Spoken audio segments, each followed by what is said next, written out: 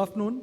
As has been mentioned by my previous speaker, and we all know now that spinal TB is a medical disease, and hence we need to be better clinicians and better physicians to do justice to this disease, because we get a lot of these patients. We have all been following the so-called mid-path regimen, where surgery is reserved only for the complications of TB. And that's basically 4 drugs for 2 months and then 3 drugs. We give rest, we give bracing, and we review these patients. Now, whether you treat conservatively or surgery, anti-TB medication is a must, and hence the type and duration of chemotherapy is of utmost importance. Determining when to stop AKT becomes a critical issue. In real terms, what one needs to do is an adequate duration to sterilize all the bacilli and ensure there is no disease activity and no reactivation. So what is your endpoint of cure? Your endpoint of cure is no living or dormant bacilli, and the fact that if we stop the chemotherapy, there is no recurrence. So that is your true endpoint of disease. So if you give too short, so what is the issue here? If you give too short a chemotherapy, there may remain persisters or dormant bacilli which lead to reactivation, which is what you don't want, because the aim is to cure and to not have a reactivation. But if you give too long a chemotherapy, it means you're unnecessarily exposing a patient to potentially toxic drugs. So all of these drugs have some complication or the other, and we've seen it in our practice. So we don't want to give it too long. And therefore, we need a balanced endpoint between too less and too much of AKT.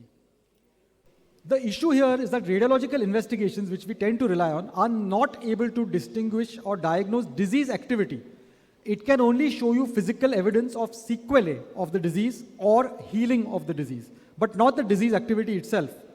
And the endpoint of AKT really is not healing. The healing is the body's reparative response, and that may take place even subsequent to a cure. So you may have a patient who has completely sterilized, but is not showing evidence of healing. Still, the AKT can be stopped because the healing is a completely different process than the chemical sterilization of these bacteria. So what inputs could determine the duration? First is guidelines or regimens, that is published guidelines or regimens based on other trials. Second is our own clinical evaluation. Third is lab studies. Fourth is radiological and imaging studies. So these are the 4 which we tend to use. And fifth, finally, is radionuclide test, which I'll come to in a minute. Here, an important disclaimer is necessary. In my kind of practice, which I do at a tertiary or quaternary referral center, I refer all my patients to chest med or infectious disease. This is extremely important. These drugs are potentially toxic. They have a lot of complications. And when you are going to operate a scoliosis the next morning, the last thing you want is a patient calling you up and saying, I've got a rash and I've got vomiting. So you send these patients entirely to physicians, and they will handle the chemotherapy, they will handle the regimens, and they will handle the complications, where you get to concentrate on surgery. And of course, if they get patients, then they refer them to you for surgery, which is a secondary effect. So let's look at the first point, which is the guidelines from international bodies. So the World Health Organization, which unfortunately because of COVID has gone into disrepute, but gives the first guideline where they've divided TB into categories, and our thing comes in the CAT1 or category 1 chemotherapy, where they have said 2 months of intensive phase, which is 4 drugs, that is INH, rifampicin, pyrazinamide, and ethambutol or streptomycin for CNS, followed by 7 months of continuation therapy. So this is the current latest recommendation for extrapulmonary category 1. 7 months of only 2 drugs, INH and rifampicin. The newer recommendations is that it is desirable to have cultures and drug sensitivity testing, and you can give 6 months in uncomplicated cases. This is the latest recommendation. But if it is previously treated, then a drug sensitivity is a must, because these patients can have resistant TB. If you have HIV co-infection or MDR, then the regimens need modification. What are the other guidelines for musculoskeletal TB? The American Thoracic Society is a little vague. They say 6 to 9 months, which doesn't help us. And the NICE, which is the British one, that is the National Institute of Clinical Excellence, says 6 months only. Daily 6 months therapy, 2 months of 4 drugs, and 4 months of 2 drugs. What about the Indian one? The Indian guideline is as follows. For extrapulmonary TB is a bit larger. They have an intensive phase of 4 drugs for 2 months, but the continuation phase, there are 2 major differences between this and WHO. WHO and everybody says only 2 drugs, but we say 3 drugs. We are adding ethambutol, And why are we adding ethambutol? Does anybody know? But this is not a quiz. We are adding ethambutol because in India, there is a high incidence of INH resistance. So if there is INH resistance, then ethambutol is a must for a longer period of time. That is why in India we give ethambutol. But they say 10 to 16 months. So they are looking at 12 to 18 months of AKT. This is the Indian guideline. What about clinical markers? We all know them. The patient has to be clinically quiet, pain, spasm, no tenderness. Spinal movements are better, and of course the neurology should have improved. Biochemical markers, we do follow ESR and CRP, but ESR is good as a follow-up tool, but it can be affected by a lot of other things like urinary tract infection, other fevers, viral infections, etc. CRP is more specific, but again, nothing is proven for it. Serological tests in India have no meaning whatsoever. What about radiological healing? This is what we tend to, most of us now seem to want to decide on X-rays and MRIs.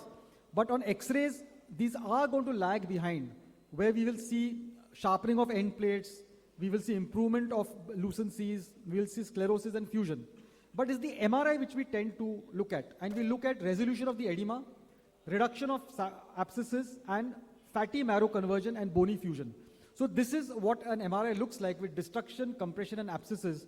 And with 3 months AKT, it is already reduced. And in 9 months AKT, you can see there is fatty replacement, reconstitution, and disappearance of all abscesses. So this is a favorable one, like this one, which in 3 months it has reduced, and in 9 months it has completely healed up. But like I say, it is not the healing which is important, it's the sterilization which is important. So the decision has to be guidelines plus clinical judgment. What did the MRC of Great Britain say? When do we stop it? They looked at all of this. They looked at favorable status, which means no symptoms, full activity, no CNS sinuses abscess, and radiological healing to stop AKT. So they're still a bit vague. Then we came up with PET scan, which is a radionuclide scan, which is a FDG PET scan. And this tries to give you functional information and disease detect activity. But there are not enough studies. There is a few case reports at all which look at this, where initially you can see in the first picture, there is active uptake, and in the last picture, there is no response. But there are no studies. We still need to use it as a research tool, and it is extremely expensive to follow up, and there are no guidelines. So the take-home message is that there is no consensus of definition of healed status. There is also debate about the real exact duration, and there are multiple guidelines which you have to follow. And the ideal endpoint really is a repeat histologic sampling, which is really practically impossible. So the endpoint of ATT today is a clinico-radiological decision, and it is prudent to involve an infectious disease specialist in the decision making. PET CT, too early to tell. I have these references, but I'm running out of time, so I won't go to them. Last slide is what I do. I mostly follow the WHO regimen, which is 2+7, but a little of the Indian regimen. So I don't use 2 drugs, I use 3 drugs for the next 7 months. I look at the clinical parameters. I do MRI in most cases unless the patient is completely silent and the patient is not rich enough. And if the MRI at 9 months doesn't look very good, then I will give 12 months. And in complex situations like MDR, implant, or poor responders, I need to modify my regimen. Thank you.